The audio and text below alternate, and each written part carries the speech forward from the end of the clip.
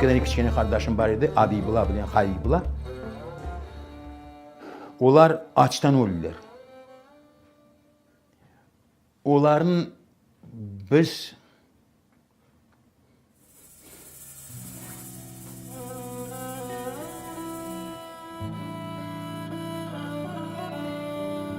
onların kombiga Cenaze adam yok. kılınaydı. Lakin kabir kazmağa adam yok idi. Yarım metre kazalar, onu da çıkarıp kömeler. Bana aytkanday, kene de o yakta da şakallar köp edi, Özbekistan'da da. Onu kene de şakallar kolman, ayaklarından tırmalap yok bolup ketediler. Bir böyle ozu gövdeli bir apakaydı Allah'ına rahmetinde olsun.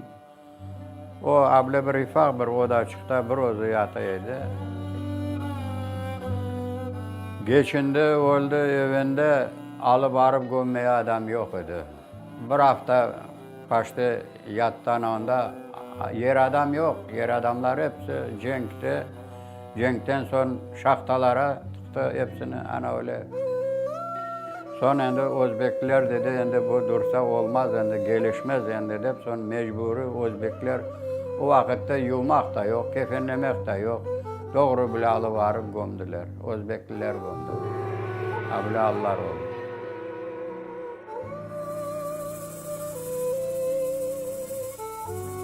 Bir adam bu içi ağrıp meteor düşeydi.